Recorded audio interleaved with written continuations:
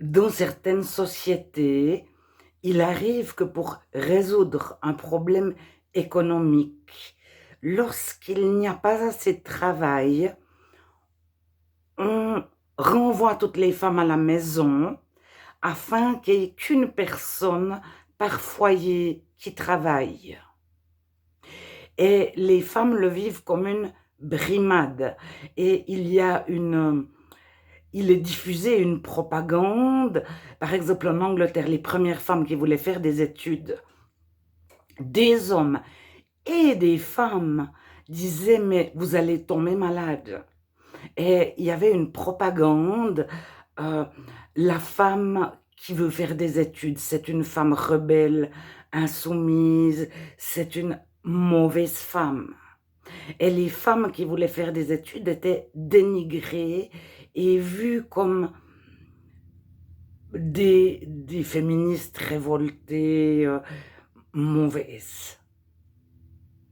Et à l'inverse de certaines sociétés, par exemple en Suède et en Allemagne, la mère au foyer, et en Italie, la mama, et au Maroc, c'est un statut important, c'est j'allais dire une promotion, mais c'est pas une brimade que d'être mère au foyer. En Allemagne, les mères au foyer donnaient l'école à la maison. Donc elles étaient très cultivées, elles donnaient l'école à leurs enfants. Aux États-Unis, qui étaient très vastes, il y avait des contrées énormes, des kilomètres énormes entre deux minuscules hameaux, et les mères donnaient l'école à la maison. Et les mères étaient cultivées, elles transmettaient, elles apprenaient à lire et à écrire à leurs enfants. Elles avaient un statut social, euh, elles n'étaient pas vues comme je ne sais pas, la même connotation péjorative qu'en France, par exemple, où il n'existe presque pas de femmes qui ont fait des études et qui ont choisi de rester à la maison pour leurs enfants. Alors qu'en Allemagne, une femme peut avoir fait l'université, mais un doctorat, et choisir de rester à la maison en tant que mère au foyer.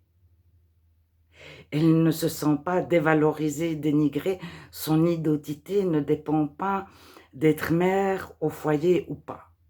En France, mère au foyer, c'est péjoratif.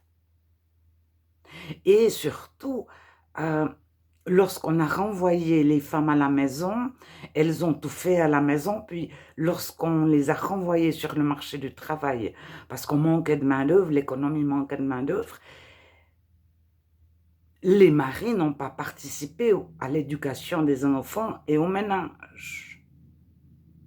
Donc elles avaient double emploi, et la journaliste Christiane Collange, en 1978 a écrit « Je veux rentrer à la maison » parce qu'elle a osé dire qu'elle avait double emploi, elle faisait tout de sa maison, elle s'occupait du ménage, de l'éducation des enfants, des repas et tout, plus son métier en dehors de sa maison.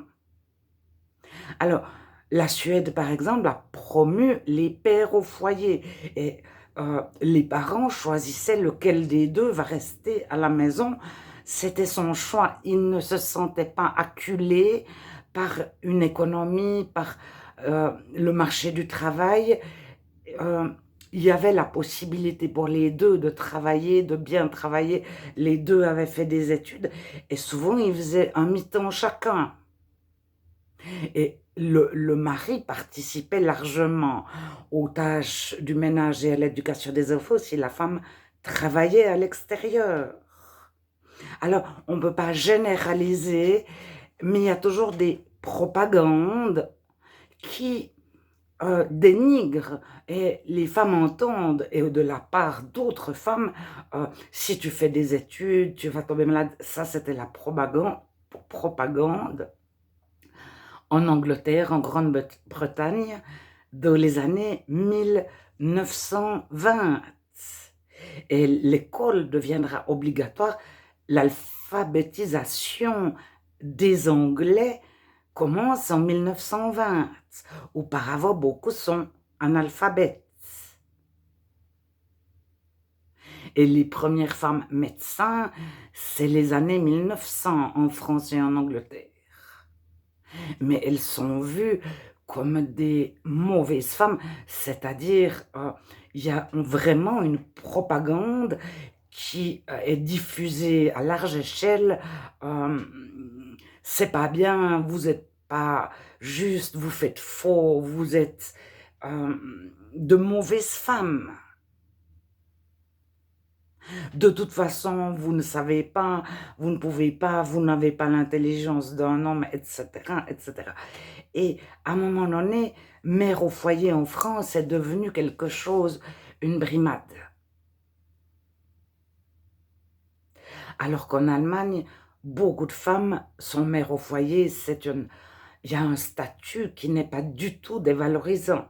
Au Maroc, la femme au foyer, c'est la maman, elle a une place de la société, etc. En Italie aussi, la mamma,